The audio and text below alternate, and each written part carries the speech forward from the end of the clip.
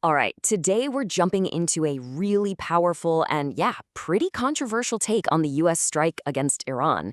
The viewpoint we're looking at frames this thing not as just some political chess move, but as a historic necessity. So let's get into it and break down exactly what this argument is all about. Right off the bat, you can see the scale we're talking about here. The source isn't treating this like just another military operation. No way. They're comparing it to ending the Soviet Union. Think about that. It's invoking the fall of the Berlin Wall. So, from the very first sentence, a foundation of absolute, undeniable certainty is being laid down. Okay, so here's how we're going to walk through this. First, we'll look at why the strike was framed as a transformational moment. Then, we'll touch on the speaker's disappointment as a Democrat.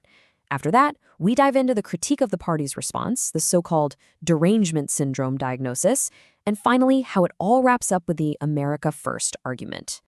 All right, let's dive into that first part. Why was this action seen as not just an option, but something that was absolutely 100% essential? So the core argument here is pretty simple. This wasn't really a choice. It was seen as a duty. The commentary presents the mission as this fundamental act of service to the nation, something that just had to be done to protect the U.S. and its interests. And the justifications given are, well, they're specific and they're meant to be damning. The speaker really builds the case here, painting Iran as this urgent, immediate threat, calling it the greatest state sponsor of terrorism, blaming it for American deaths through its proxies, and pointing to a weapons program that's supposedly growing at an epic rate. It's like a rapid-fire list of reasons that's really designed to shut down any debate. Okay, so with such a forceful argument laid out, you're probably wondering who is actually saying all this? And that's a key point, because the speaker's political identity is absolutely central to her whole critique. And here it is. She comes right out and says it. I am a Democrat. This is so important because it's not a critique coming from the outside looking in. It's framed as an argument from the inside, from someone who feels like their own party has totally lost its way. And positioning it like that, well, it gives the whole thing a very specific kind of authority and a lot of emotional weight. So, once that identity is established as a Democrat, the source just launches right into its main point, a really sharp, really direct takedown of how the Democratic Party reacted to the strike. And this is where the contrast just gets incredibly stark. Look at this. On one side, you have the Iranian regime, described as the embodiment of evil. But then on the other side, you have the Democratic response, which the speaker claims is all about trying to make people feel empathy for that same leader. She doesn't just call it wrong, she calls it dangerous and insane. And to back this up, the speaker says, hey, this isn't a one-off thing.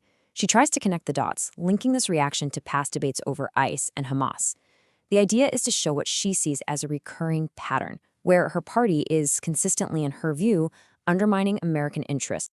So, what's the reason for this supposed pattern? Well, the source offers a very specific diagnosis.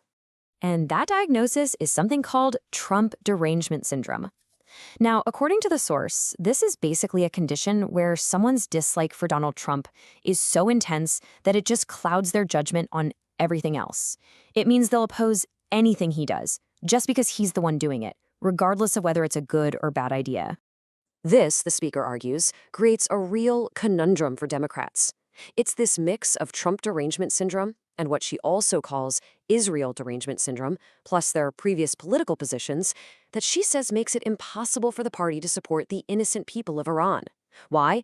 Because in her view, if they did, it would expose all these contradictions in their other political stances. And all of this builds to the final and maybe the most direct piece of the argument, that this was all about national security. Plain and simple. And this is where the speaker just boils it all down. Her bottom line is this. The regime chants death to America. They put a bounty on the U.S. president's head. They kill American troops, and they're trying to build nuclear weapons. From her perspective, the logic is totally unavoidable. When you're facing threats like that, the only response is to put America first and take out that threat. Which brings us to this incredibly definitive conclusion. There's no room for debate here, no gray area. In the world of this argument, this wasn't just an option. It was an inevitability. It just had to happen. So when you look at it, this entire viewpoint we've just unpacked is built on a foundation of absolute moral certainty. And that leaves us with a really big question, not just about this one event, but about foreign policy in general. How does that kind of certainty, that black and white view, influence political debate? What's the role for it, and what are the risks? Definitely something to chew on.